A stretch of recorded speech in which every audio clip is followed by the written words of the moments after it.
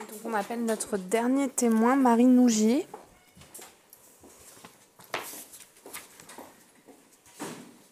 Bonjour, bonsoir. Vous êtes porte-parole de l'ONG International Drug Policy Consortium, j'espère que ça a été, qui est donc un réseau d'ONG qui travaille sur les politiques des drogues à l'international. Et vous allez nous livrer une perspective un peu plus internationale sur le sujet. Voilà, exactement. Donc moi, ce soir, je vais me centrer sur le projet de réforme proposé, qui donc propose une contraventionnalisation ou alors une amende forfaitaire délictuelle. Et donc j'aimerais offrir une perspective internationale sur comment est-ce que de telles approches ont fonctionné ou non au niveau international et pourquoi. Donc on sait aujourd'hui qu'une approche répressive contre les consommateurs n'a aucun effet sur les niveaux de consommation. Plusieurs participants, plusieurs témoins ce soir l'ont déjà démontré. Au niveau international, on voit vraiment une approche qui a été purement prohibitionniste depuis des années. Et on voit que finalement, les pays qui ont adopté une nouvelle approche moins prohibitionniste vis-à-vis de la consommation n'ont pas pour autant vu une augmentation de la prévalence de consommation. Donc en Europe même, on voit par exemple que les Pays-Bas, qui ont une approche assez permissive vis-à-vis du cannabis, par exemple avec les coffee shops, ont une prévalence de consommation du cannabis qui est moins importante que celle de la France, qui continue de pénaliser la consommation. Donc ça, ce sont les données de l'Observatoire européen sur les drogues et les toxicomanies. On sait aussi qu'éliminer les sanctions pénales contre les consommateurs de drogue permet de faciliter l'accès aux soins, aux services de réduction des risques et aux services de traitement dont ils ont besoin. Donc à travers le monde, on a aujourd'hui environ 40 pays et juridictions ou États fédérés qui ont mis en place un modèle dit de décriminalisation, c'est-à-dire d'éliminer les sanctions pénales contre les consommateurs. Donc on entend beaucoup parler du Portugal, qui est l'exemple, je dirais, clé de bonnes pratiques en la matière, mais tout un tas d'autres pays ont mis en place de telles pratiques, des pays dont le modèle sont moins connus, par exemple la Russie a mis en place un système de décriminalisation qui, on le sait, n'est pas efficace. Donc je pense pour évaluer cette politique, cette nouvelle perspective politique en France, il faut regarder dans le détail et voir un peu quels sont les objectifs de cette politique et est-ce que la proposition demandée aura l'impact désiré. Donc avant d'avancer dans l'exemple français, j'aimerais me tourner très rapidement sur l'exemple du Portugal. Donc le Portugal a décriminalisé toutes les drogues en 2001. Donc on a maintenant environ 18 ans d'expérience pour voir quel est l'impact de cette politique. L'objectif à l'époque, c'était de réduire les décès liés à la consommation de drogue, de réduire les risques, en particulier les infections du VIH, de réduire la stigmatisation liée à la consommation et de favoriser l'accès aux services de réduction des risques et de traitement. L'autre objectif, c'était de gérer la surpopulation carcérale, quelque chose, on sait qu'en France, c'est un problème. Et l'approche adoptée n'était donc de ne plus punir le consommateur, et ça, c'est important, c'était vraiment de pouvoir l'accompagner dans un processus social et sanitaire. Cette approche a fonctionné, on a les données aujourd'hui, et l'objectif ici, c'était vraiment de montrer que généralement, dans de nombreux cas, ce n'est pas la consommation qui est problématique, c'est tout un tas d'autres facteurs dans la vie de la personne. Et donc l'exemple du Portugal, c'est vraiment de montrer comment est-ce qu'on peut accompagner cette personne à mettre en place des exemples de services qui peuvent accompagner la personne dans son processus de soins. L'exemple du Portugal montre aussi que ça a permis à la police de se centrer vers la grande délinquance, vers les personnes violentes et vers la criminalité organisée. Donc maintenant, quand on regarde le système français et la politique qui est proposée aujourd'hui, il y a un certain nombre de problèmes et selon moi et selon la perspective internationale que j'ai aujourd'hui, j'ai l'impression que ça ne va pas assez loin.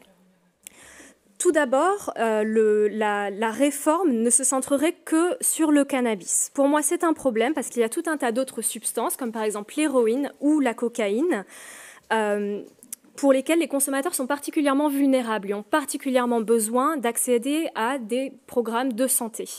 Alors que là, sur le système proposé par la France, on ne se centre que sur le cannabis. Premier problème.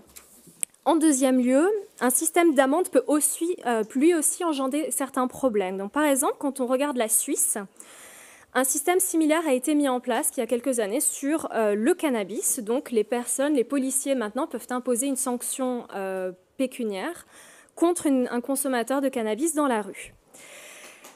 Avant que cette politique ne soit mise en œuvre, les policiers n'arrêtaient pas ou n'avaient pas l'habitude d'arrêter les personnes dans la rue pour simple consommation de cannabis. Après que cette réforme ait eu lieu, plus de personnes ont été interpellées par la police pour consommation de cannabis, parce que la procédure était plus simple, parce que ça permettait de renflouer les caisses de l'État. En anglais, on a un terme pour ça, on appelle ça le net widening. Donc ça veut dire que plus de personnes sont interpellées dans la rue qu'avant les processus de réforme. Et il y a aussi le problème des discriminations raciales qui ont été abordées très rapidement par d'autres intervenants. En Angleterre, la politique des drogues permet à la police de donner un avertissement à une personne pour simple consommation de cannabis, si c'est la première fois qu'elle est interpellée. Cependant, il y a des données maintenant qui montrent que la police arrête 5 fois plus de personnes noires et 3 fois plus de personnes asiatiques que de personnes blanches. Donc une telle politique peut en fait aggraver les tensions qui sont déjà existantes dans un pays entre les communautés touchées et la police. C'est quelque chose qu'on doit prendre en considération en France, en particulier parce qu'on sait que les personnes qui sont interpellées, c'est généralement les personnes des banlieues qui continueront d'être interpellées maintenant pour consommation de cannabis. Enfin, si l'amende est trop élevée et reste impayée, la personne continuerait d'aller en prison. Et si le problème du net widening prend forme, alors la réforme de M. Macron pourrait en fait augmenter le nombre de personnes qui iraient en prison pour simple consommation de drogue qu'actuellement. Et donc ce genre de choses est déjà arrivé au niveau international. Donc par exemple en Estonie, il y a un système similaire et les personnes sont plus arrêtées maintenant qu'avant la décriminalisation de l'usage de drogue. C'est aussi quelque chose qui s'est passé dans certains pays latino-américains. Donc pour conclure, sur la perspective internationale, j'amènerai 6 points ou 6 recommandations. La première, c'est qu'il est important de se centrer sur toutes les substances et pas uniquement sur le cannabis. La deuxième, c'est qu'il faut vraiment une approche sanitaire et sociale et non plus prohibitionniste et de répression. La troisième, c'est qu'il faut des directives très claires en la matière pour différencier le consommateur du dealer et du trafiquant, tout en prenant en considération que beaucoup de consommateurs sont aussi petits dealers. Donc ça, c'est quelque chose aussi qu'il faut prendre en compte quand on met en place des politiques comme on le souhaite aujourd'hui. La politique aussi doit prendre en compte le rôle de la police. La police continue de jouer un rôle très important, mais ça devrait être un rôle de facilitateur dans l'accès des soins et plus de répression. Et évidemment, la police pourrait, dans un système qui est efficace, se centrer sur les grandes délinquances et le crime organisé. Autre chose, inclure la perspective des consommateurs de drogue dans la mise en place de telles politiques. L'intervention de Fabrice Olivet m'a particulièrement frappée par le fait que très souvent, on met en place des politiques sur des personnes qui ne sont absolument pas consultées sur comment est-ce qu'on pourrait mieux les accompagner, mieux adresser leurs problèmes.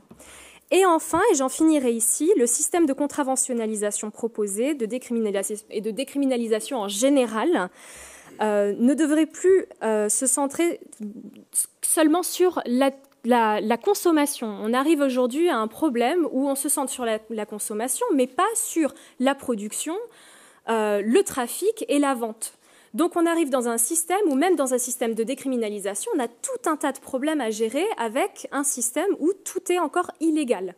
Aujourd'hui, on a des pays et des juridictions, donc on a l'Uruguay, on a certains États américains et bientôt le Canada, qui se centrent sur une réglementation de certains marchés. Il y a maintenant ces modèles à vérifier, à étudier, voir comment ils fonctionnent et comment est-ce qu'on pourrait les adapter dans un contexte où il y aurait vraiment un système de réglementation pour prendre en compte la dangerosité de certaines substances, mais aussi pour prendre en considération comment est-ce qu'on peut mieux les réglementer et les enlever du marché illicite pour que l'État reprenne le contrôle sur ces marchés. Merci. C'est nous qui vous remercions. On n'a pas de temps pour des questions, mais c'était très clair. Merci beaucoup.